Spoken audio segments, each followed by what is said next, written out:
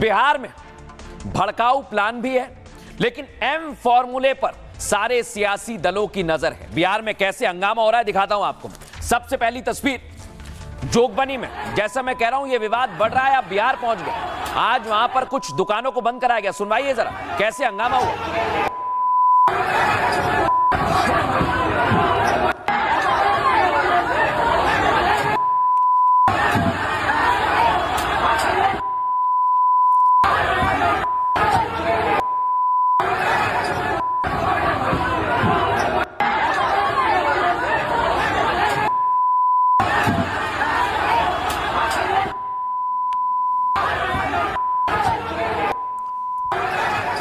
यह बताया जा रहा है कि जबरदस्त विवाद हो रहा है और इधर ओवैसी इसमें अपनी सियासी रोटियां सेकना चाहते हैं। और देख रहे हैं वो कटिहार में आज पहुंचे रोड शो करने के लिए, और आप इतनी भीड़ देख रहे हैं, इसको लेकर अलर्ट भी जारी किया गया है।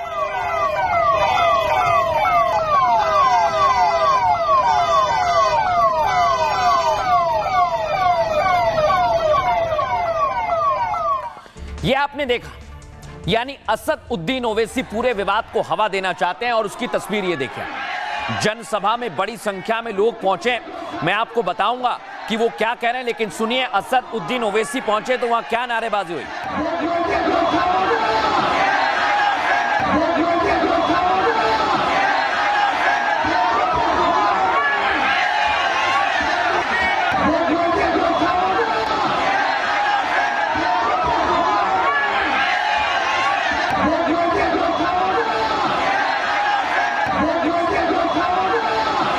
नेपाल की आवाम तो रोड पे निकलकर नेपाल के नौजवानों ने अपनी हुकूमत का तख्ता ही पलट दिया,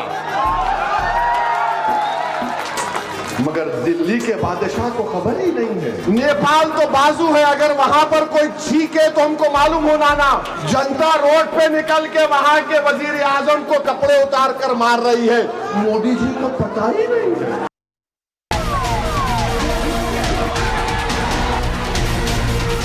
चुनावी राज्य बिहार में लव के नाम पर नफरती चिंगारी भड़क रही है। मुस्लिम बेल्ट सीमांचल में बड़ी साजिश हो रही है। आई लव मोहम्मद के नाम पर सियासी भीड़ जुटाई जा रही है। लव के खिलाफ है लोग, लव के खिलाफ है लोग। सर एक हाँ बिल्कुल। प्रदर्शन पर ओवैसी का इशारा मैसेज है नीतीश कुमार के लिए, बीजेपी के लिए, तेजस्वी के लिए। जिस वोट बैंक को साधने के लिए विकास, रोजगार जैसे मुद्दे फेल हो गए, उस वोट बैंक को साधने के लिए ओवैसी नया एजेंडा आई लव मोहम्मद लेकर आ चुके हैं। असदुद्दीन ओवैसी बिहार चुनाव में एंट्री ले चुके हैं और पूरी तरह से वो इस मुद्दे पर वोट बटोरना चाहते हैं। और इसलिए यह मुद्दा बिहार में मुस्लिम वोट के लिए हथियार बन गया है। दर्शकों, अररिया और पूर्णिया में आई लव पर विवाद हो चुका है, जिसके तुरंत बाद ओवैसी ने इसे सियासी मुद्दा बना लिया। ओवैसी बिहार में हर मंच से आई लव का जिक्र कर रहे हैं, जिसका असर ओवैसी की चुनावी रैलियों में दिख रहा है। इतनी भीड़ आ रही है, आई लव को तूल देने की वजह से रैलियों में भीड़ उमड़ रही है। सबसे बड़ी बात यह कि इस एजेंडे के पीछे सीमांचल की 24 सीटें हैं, जिसमें से 4 सीटों पर ओवैसी की पार्टी को 2020 में जीत मिली थी दर्शकों, और इस बार वो ज्यादा सीटों पर जीत दर्ज करना चाहते हैं, समझिए इसे। और ओवैसी के इसी एजेंडे पर गिरिराज सिंह ने तीखा हमला बोला है। गिरिराज सिंह ने कहा ओवैसी गृह युद्ध करवाना चाहते हैं। बीजेपी ने ओवैसी के साथ आरजेडी और कांग्रेस पर भी निशाना साधा। यानी जिस तरह से अब दोनों पक्ष खुलकर सामने आ रहे हैं, इससे बिहार चुनाव से पहले यह मुद्दा और ज्यादा गर्माता जा रहा है। लेकिन आज गिरिराज सिंह ने कैसे असदुद्दीन ओवैसी को आड़े हाथों लिया, सुनवाता हूं आप। ये राहुल गांधी, तेजस्वी यादव आई लव मोहम्मद के भी और पीछे खड़े हैं, और ये एक तरह से ओवैसी जैसे लोग, मुफ्ती महबूबा जैसी, ये सारे के सारे लोग को भारत का विकास, बिहार का विकास नहीं दिख रहा है, बल्कि उन्हें सत्ता के लिए भारत में लोगों को लड़ाने में लगे हुए हैं। उसमें सर्वप्रथम अगर नाम मैं लूं तो ओवैसी है।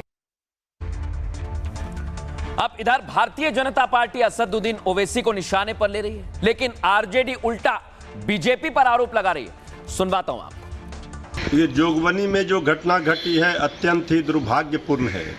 बीजेपी जब जब बिहार में चुनाव आती है तो हिंदू मुस्लिम की लड़ाई चाहती है। श्री तेजस्वी यादव जी पढ़ाई, कमाई, दवाई, सिंचाई, सुनवाई, कार्रवाई की बात करते हैं। इसकी लड़ाई बिहार की भलाई के लिए लड़ रहे हैं। लेकिन जो लोग सिर्फ धर्म के नाम पर नफरत फैला रहे हैं, लोगों में भाई भाई में लड़ाई कराने का काम कर रहे हैं, यूपी की आग अब बिहार में लगाना चाह रहे हैं। अब दर्शकों आप सोचिए, ओवैसी हो या दूसरी पार्टी हो, वो एक वोट बैंक को साधने पर निकल पड़ी। इधर एंट्री हो गई है गृह मंत्री अमित शाह की, लेकिन आज उनके काफिले में गाड़ी बीच में आ गई। गृह मंत्री का काफिला है, गाड़ी बीच में आना सुरक्षा में बड़ी चूक है। देखिए आप, वो गाड़ी खड़ी हुई है, ये उनके काफिले के ठीक बीच में आ गई।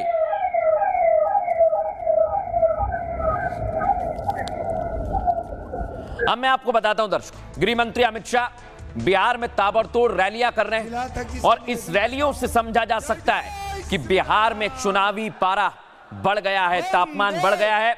और आज गृह मंत्री अमित शाह उसी क्षेत्र में पहुंचे जहां पर एक तरफ मुस्लिम वोट बैंक को साधा जा रहा है, लेकिन बीजेपी की रणनीति इस पर क्या है आपको बताता हूं। बिहार में विपक्ष की नजर मुस्लिम वोट बैंक पर है, तो इधर बीजेपी की नजर महिला वोट बैंक पर है। बिहार में विपक्ष बार बार सियासी आरोप प्रत्यारोप लगा रहा है और इधर बीजेपी महिला मंदिर को चुनावी हथियार बना चुकी है। गृह मंत्री अमित शाह अररिया में चुनावी जनसभा करने के लिए पहुंचे। उन्होंने जय श्री राम के नारे के साथ सियासी माहौल बना दिया। अमित शाह ने राम मंदिर के साथ सीता मंदिर का जिक्र किया, साथ ही महिलाओं के खाते में 10-10 हजार ट्रांसफर की बात भी कही। इसी बहाने बीजेपी ने आधी आबादी को साधने की कोशिश की है और मंदिर का नारा देकर हिंदुओं को एकजुट करने का मंत्र दिया है। और इस दौरान अमित शाह ने घुसपैठियों का मुद्दा फिर से उठाया। अमित शाह ने कहा, राहुल गांधी कान खोलकर सुन लें, बिहार हो या देश का कोई भी कोना, बीजेपी का संकल्प है चुन चुन कर एक एक घुसपैठियों को देश से बाहर करेंगे।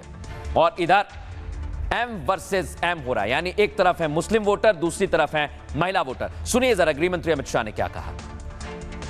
ये लालू एंड कंपनी, ये राहुल बाबा चाहते हैं कि घुसपैठियों को मताधिकार मिले।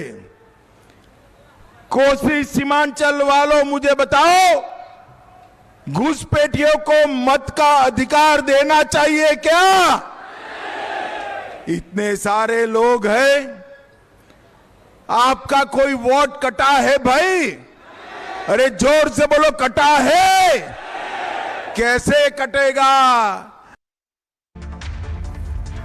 देखा आपने दर्शकों, यानी पूरी तैयारी यही की जा रही है कि इस समय बिहार का सियासी पारा बढ़ जाए। लेकिन बिहार में इस समय कुछ छोटे सियासी दल हैं जो मुश्किल खड़ी कर रहे हैं। आपको बताता हूं उनकी वोट बैंक पर कैसी नजर है।